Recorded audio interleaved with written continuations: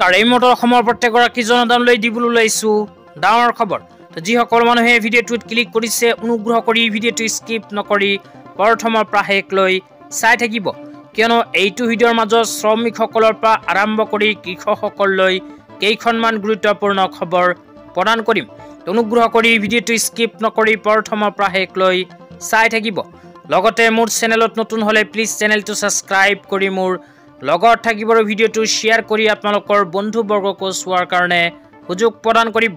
তো বলক ভিডিঅ'টো আৰম্ভ কৰি আজিৰ প্ৰথমটো গুৰুত্বপূৰ্ণ খবৰ বিষয়ে বিস্তাৰিত জানি লওক।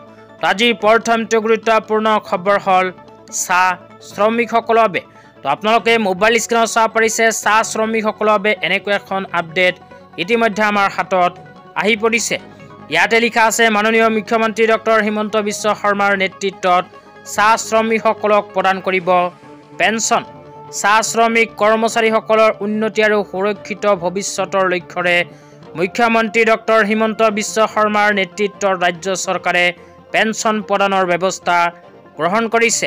২ নম্বৰত কৈছে চাহ শ্ৰমিকসকলৰ পেঞ্চন প্ৰতি মাহৰ ৩০ তাৰিখে বিতৰণৰ ব্যৱস্থা কৰা হৈছে। তাৰপিছত ৩ নম্বৰত কৈছে এই ব্যৱস্থাৰ জৰিয়তে ৬০,০০০ৰ অধিক লোক উপকৃত হ'ব। তো ইয়াতে কোৱা অনুযায়ী যিসকল মানুহে চাহ বাগিচাত কাম কৰে, চাহ বাগিচাৰ শ্ৰমিক, সেইসকল মানুহক অসম চৰকাৰে এতিয়াৰ পৰা প্ৰতি ৩০ তাৰিখে প্ৰদান কৰিব পেঞ্চনৰ টকা।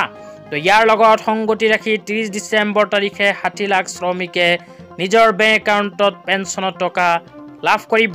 তেতিয়া আপোনালোকক দিবলৈ ওলাইছে আজি দ্বিতীয়টো খুবেই গুৰুত্বপূৰ্ণ খবৰ। আজি দ্বিতীয়টো গুৰুত্বপূৰ্ণ খবৰ হ'ল অসমৰ লাখ লাখ দুখীয়াসকলৰ বাবে। তো ইয়াতে কি লিখা আছে প্ৰথমে পঢ়ি শুনাই দিছোঁ।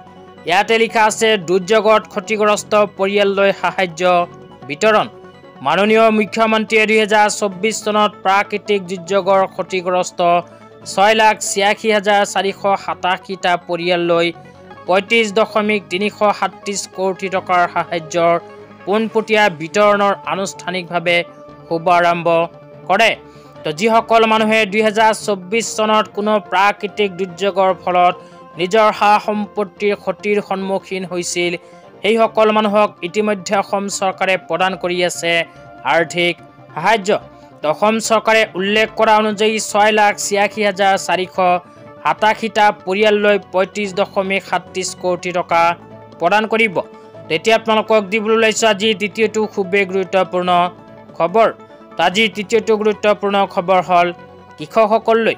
তো কৃষকসকললৈ ইয়াতে কোৱা হৈছে দেশৰ অন্নদাতাসকললৈ আৰ্থিক সহায় আগবঢ়াইছে মোদী চৰকাৰে। ভাৰতীয় ৰিজাৰ্ভ বেংকৰ দ্বাৰা অতিৰিক্ত কৃষি ঋণৰ সীমা ১,৬০,০০০ৰ পৰা বৃদ্ধি কৰি ২ লাখ টকা পৰ্যন্ত কৰা হৈছে। এতিয়াৰ পৰা যিসকল কৃষকে কৃষি ঋণ ল'ব বিচাৰি আছে সেইসকল কৃষকে ১,৬০,০০০ টকাৰ পৰিৱৰ্তে লাভ কৰিব ২ লাখকৈ টকা। তাৰপিছত কোৱা হৈছে লাভৰ ভিতৰত কোৱা হৈছে কৃষকক বন্ধকীবিহীনভাৱে এই ঋণ প্ৰদানৰ ব্যৱস্থা কৰিছে ভাৰত চৰকাৰে। তো আজি ইমানেই। ভিডিঅ'টো চাই কেনে পালে নিশ্চয় কমেণ্ট বক্সত কমেণ্ট কৰি জনাই দিব। তো ধন্যবাদ।